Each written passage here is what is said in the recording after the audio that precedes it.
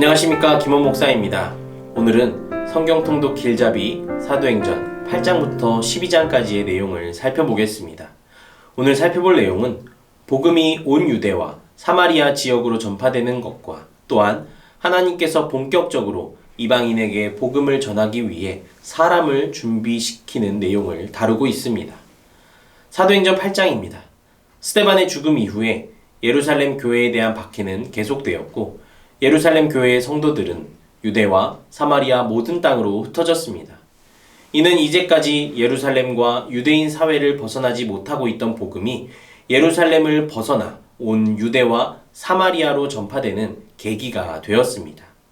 흩어진 사람들은 가는 곳마다 복음을 전했고 특히 교회의 7 일꾼 중 한 사람이었던 빌립의 사역은 사마리아에서 큰 열매를 맺었습니다. 이 소식을 들은 예루살렘 교회는 베드로와 요한을 사마리아 땅으로 보냅니다. 아마 사마리아인들의 회심이 진짜인지를 확인하려는 목적이었을 것입니다. 그렇게 사마리아 땅에 간 베드로와 요한이 사마리아에 있는 성도들을 위해 안수하고 기도하자 그들도 성령을 받았습니다. 이를 통하여 하나님께서는 예루살렘과 유대인들을 넘어서 사마리아 땅에도 하나님께서 택하신 백성이 있다는 것을 확인시켜 주셨습니다. 또한 빌립은 예루살렘에 예배하러 왔다가 고국으로 돌아가는 에디오피아 내시를 만났습니다. 이때 내시는 이사야 53장 말씀을 읽고 있었는데 빌립이 이 말씀으로 그에게 예수님을 가르치고 복음을 전합니다. 내시는 기쁜 마음으로 에디오피아로 돌아갔는데 아마 그가 아프리카 최초의 회심자로서 아프리카 복음화의 시초가 되었다고 전해지고 있습니다. 이처럼 복음의 역사는 우리의 생각과 상황을 초월하여 나타납니다.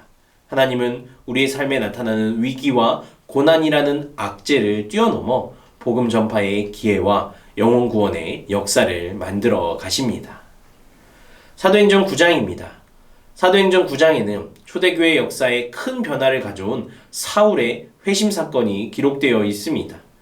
예루살렘 교회를 박해하는 일에 가장 앞장섰던 사울은 대제사장에게서 권한을 위임받아 곳곳에 흩어진 그리스도인들을 추격하기 시작했습니다. 그렇게 사울은 다메섹으로 가고 있었는데 그 도중에 예수 그리스도를 만났습니다. 하늘로부터 환한 빛이 비추었고 사울을 부르는 소리가 들렸습니다. 사울은 주여 누구십니까? 물었고 나는 네가 핍박하는 예수라는 대답을 들었습니다. 사울은 분명 교회와 그리스도인들을 핍박했는데 예수님은 그것이 곧 자신을 향한 핍박이라 말씀하셨습니다. 이 사건 이후에 사울은 눈이 멀었고 다메섹에 들어와 사흘간 식음을 전폐하였습니다. 그러던 중 주께서 보내신 아나니아가 방문하였습니다. 그리고 아나니아가 사울에게 안수하자 눈에서 비늘 같은 것이 벗겨져 사울은 다시 앞을 보게 되었습니다. 그리고 성령 충만하게 되어 사울은 세례를 받았습니다. 이렇게 다시 힘을 얻은 사울은 며칠이 지난 후 즉시 회당으로 가서 예수님이 하나님의 아들이심을 증거하기 시작했는데 사울의 지난 과거를 아는 많은 사람들은 이를 보고 크게 당황하였습니다. 결국 사울은 유대인들로부터 생명의 위협을 받게 되었고 다메섹을 떠나 약 3년간 아라비아 광야에서 생활한 후에 예루살렘을 방문하였습니다.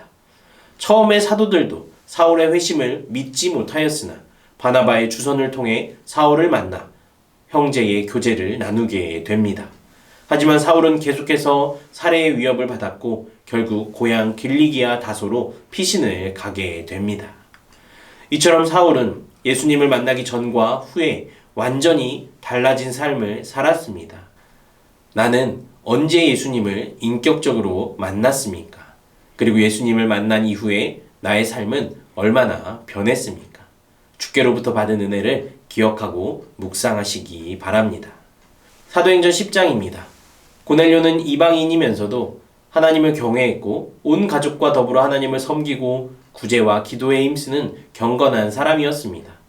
고넬료가 평소처럼 제9시 오후 3시에 기도할 때 하나님께서 환상 중에 욥바에 있는 베드로를 청하게 하셨습니다. 이튿날 고넬료가 보낸 사람들이 도착할 즈음 베드로 또한 기도하는 중에 환상을 보았습니다. 그리고 하늘에서 내려온 보자기 같은 그릇 안에 있는 부정한 짐승을 잡아먹으라는 주님의 음성을 듣습니다. 그렇게 3번이나 반복되는 환상을 보았을 때 마침 고넬료가 보낸 사람들이 도착하였고 성령님은 저들을 의심하지 말고 함께 가라고 베드로에게 명령하십니다. 그렇게 베드로가 이방인이었던 고넬료의 집에 도착했을 때 고넬료는 가족들과 친구들을 함께 모아 하나님의 말씀을 듣고자 하였습니다. 이에 베드로는 하나님의 말씀을 전하였고 그때 성령께서 말씀을 듣는 모든 사람에게 강림하셨습니다. 그곳에 모여있던 이방인들은 방언을 말하였고 하나님을 찬양하였습니다. 그렇게 베드로는 고넬료의 집에 며칠을 더 머물며 하나님의 말씀을 가르쳤습니다. 복음은 더 이상 유대인들만을 위한 것이 아니라 세상 모든 사람들을 위한 것이 되었습니다. 이제는 예수님을 믿기만 하면 신분과 혈통에 관계없이 누구든지 구원을 받게 된 것입니다. 하나님은 고넬료에게 베드로를 보내신 것처럼 지금도 복음을 듣고 구원받아야 하는 사람들에게 우리를 보내십니다. 복음을 전하는 일에 있어서 나를 머뭇거리고 주저하게 만드는 일은 무엇입니까? 마음의 문을 열고 발걸음을 옮기고 담대하게 입술을 열어 복음을 전하시기 바랍니다. 사도행전 11장입니다.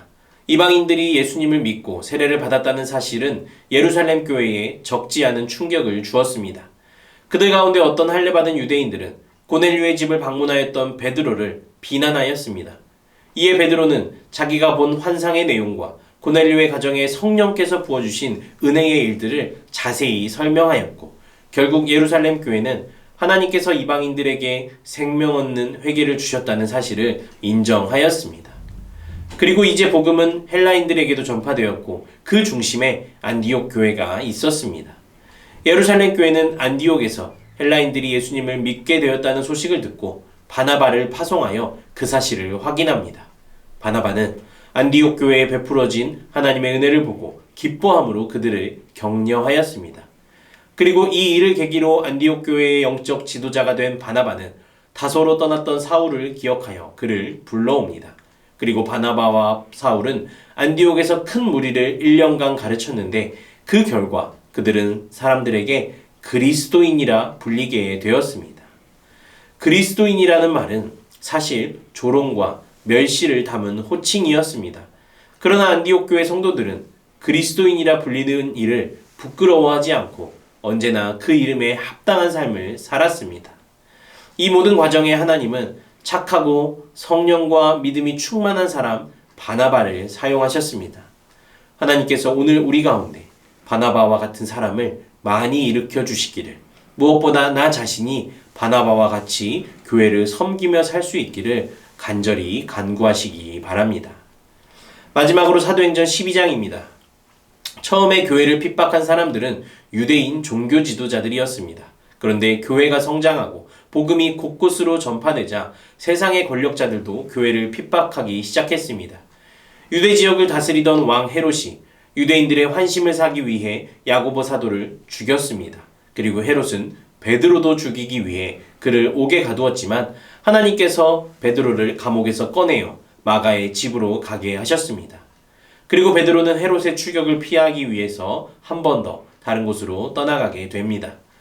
헤롯은 베드로를 지키지 못했던 병사들을 죽이고 유대 지역을 떠나 가이사랴로 갑니다. 당시 헤롯은 두로와 시돈 사람들과 공물을 두고 무역 전쟁을 벌이고 있었습니다. 이제 두로와 시돈 사람들이 헤롯의 노여운 마음을 풀고 환심을 사기 위해 헤롯의 연설을 들은 후에 이것은 사람의 소리가 아니라 신의 소리라고 헤롯을 치켜 세웠습니다. 이에 헤롯은 한껏 영광을 취하였으나 하나님께서는 영광을 자기에게 돌리지 않는 헤롯을 치셔서 그가 벌레에게 먹혀 죽게 하십니다. 이처럼 교회는 세상의 권력으로부터 핍박을 받았고 지도자가 순교하는 아픔을 겪었지만 놀랍게도 하나님의 말씀은 계속 흥황하여 힘을 더해갔습니다. 어떤 세력도 하나님의 말씀의 능력을 막아서거나 대적하여 이길 수 없다는 것을 보여주고 있는 것이죠. 그리고 하나님은 어떤 상황 속에서도 교회와 성도들을 지켜주셨습니다. 우리의 삶과 우리의 교회, 그리고 한국 교회 위에 하나님의 말씀의 능력이 다시금 흥황하여 힘을 더해갈 수 있기를 우리가 함께 기도해야 할 것입니다. 이것으로 사도행전 8장에서 12장까지의 성경 통독 길잡이를 마치도록 하겠습니다. 사도행전 말씀을 읽어나가시는 가운데 어떤 어려움에도 우리와 함께 하시는 그 하나님의 인도하심을 경험하는 모든 성도님들 되시기를 간절히 소원합니다. 감사합니다.